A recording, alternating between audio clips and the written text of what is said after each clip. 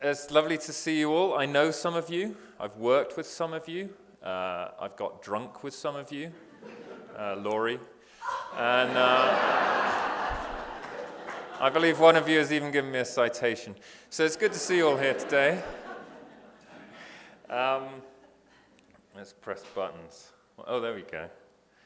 So, and I should be able to see my notes if I do this. Oh, no. Sorry, I'm used to a Mac. I was sent out here in 2014 by Chris Johns, who's also here today from National Geographic. And we were doing a full issue special on the Greater Yellowstone ecosystem. And they asked me to come and join a team of 7 photographers. And my job was to photograph the cutthroat trout ecosystem. We all got assigned different animals, different subjects, some human, some wildlife, some conservation. We got assigned different areas. I got the Tetons, which was very nice for me. And my job was to come and cover the wildlife here. I didn't just want to cover the cutthroat trout ecosystem. I also wanted to cover other animals, more exciting animals perhaps. Not as always as interesting, cutthroat trout fascinating, but I wanted to get into some bears. So I started setting camera traps out. This is one on the RKO carcass dump up below Signal Mountain. And we got access to that, thank you to to Steve Kane and the crew back then at the Grand Teton National Park. And I worked with the USGS bear guys, and we got a camera trap in, and we shot 250,000 photos of ravens over 5 months. And eventually I got this picture. But one of the things I wanted to show you today was, first I want to show you some pictures, and I want to talk to you a bit about how we use those pictures and that technology to kind of help us understand, I guess, migrations in the sense of what Arthur Middleton and Joe Reese have been doing, which I'm sure you've all seen, but also just movements within ecosystems. So I started putting cameras out. This is one up on the Buffalo Valley. I wanted to see who was using this game trail. It wasn't a human trail, it was a game trail. So what animals would make use of this? So we got this picture of Bambi eventually. And then we got Yogi. What was interesting is the frequency of use by these animals during the day. So I'd turn up and I'd check my camera every 2 or 3 weeks. And I'd look at the time that the photos of the grizzlies were taken, almost always during the day. This was 10 in the morning, this shot. Got the pink panther. So basically Bambi and everything that wanted to eat Bambi, but without being eaten myself. Fantastic Mr. Fox there. And this black bear.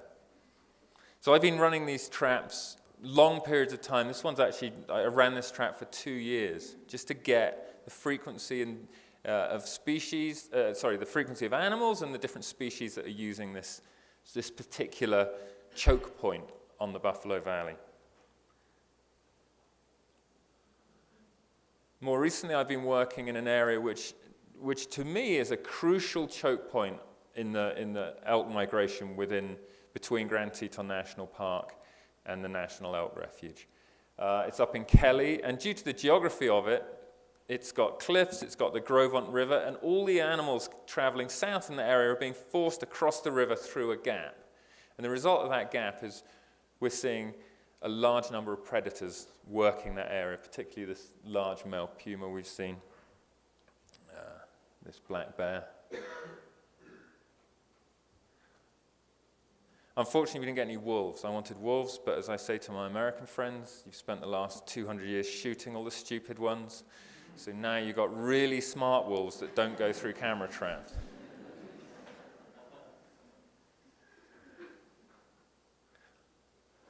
Okay, so what I wanted to show you today was the relationship I see and the similarities I see between living and working here in the US and the work I do across the world in Africa. So I specialize a lot in East African wildlife. And what I see are, actually, if you strip away the bureaucracy, you see 2 fairly similar issues facing animal migrations. Okay? And there's all anthropogenic, of course. So I want to just show you a bit of the work I've been doing on a specific subject in Africa and how that relates. I have a story coming out in August on wildlife poisoning in Africa, and it's about the wholesale industrial scale use of wildlife poisons to kill wildlife in Africa. It's a subject many of us know very little about, many of the conservationists in Africa know very little about. But it is related to migration. This is the Masai Mara, and this is cattle going out into the Masai Mara. Now, every year, we've all seen the famous pictures of the Serengeti wildebeest migration. It's the movement of 1.4 million wildebeest moving across the plains of Africa. 500,000 or so of them come up through the southern Serengeti into the northern Serengeti, and they hop into Kenya. They go into the Masai Mara. And when they do that, they face a whole load of problems and increasing problems. And one of the biggest problems they face are cattle. If you fill a landscape with cattle, you basically strip the landscape of the other ungulates that rely on that forage. And this is what's happening in Kenya. So you're taking all of that valuable forage and you're removing it from the wildebeest who are coming up every August, September into Kenya to feed on it. And the result is that the prey animals are then suffering because there's nothing to eat. So they're flipping to cattle. And the result of that is inevitable. Well, we all know the result of that because we see it here. When the wolves here flip to cattle, as they do in the late summer, because the elk have moved off, well, the result of that is the same here as it is in Africa. In Africa,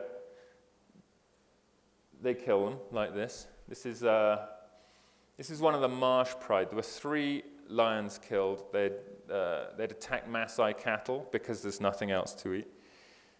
And the result was that the marsh pride, the most famous lion pride in the world, we've all seen them on TV over the years.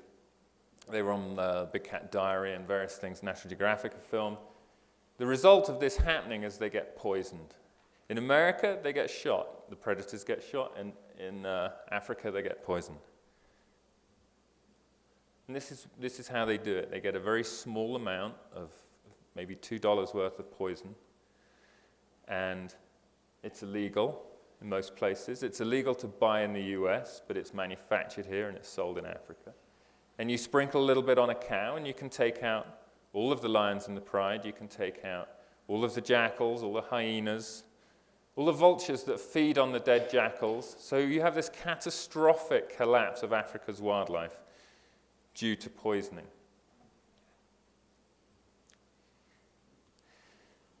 But migration and the issues surrounding the migration of those animals up into the ecosystems is not just limited, I guess, to the annual movement of animals. It's also about it's dispersal areas and dispersal within and around buffer zones, coming out of the national park and dispersing into areas beyond being stuck inside a gazetted fenced national park. And you can see this in Amboseli National Park. The elephant population, which is a very famous elephant population, is now ring-fenced. The migration's all stopped. Nothing's coming in and out of Amboseli anymore because it's ring-fenced by human development. And the result is that animals trying to move in and out of that are stuck, so that they get into conflict with humans. This elephant wasn't killed for its ivory. This elephant was killed for crop raiding because there's nothing left within the national park for it. You've got an expanding populations of animals that can't go anywhere. They can't get out and disperse into the buffer zone because the buffer zone doesn't really exist anymore. So we're seeing problems like this. So I really just wanted to end on that, really. Most of the problems I'm seeing around the world, here and in Africa, are the same. It's the growth of anthropogenic problems and forces within the buffer zones, which are stopping dispersal areas and migrations. And one of the biggest ones that we always overlook is development. If you poison an animal or you shoot an animal, you can see tangible results of that.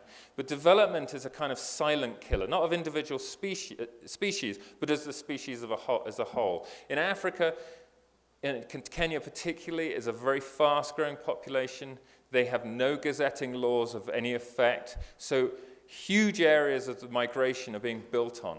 And many of the migrations in Tsavo and southern Kenya have stopped completely because people have just built towns out of nowhere. Here you've got far more sensible, measured, scientific approaches to these things.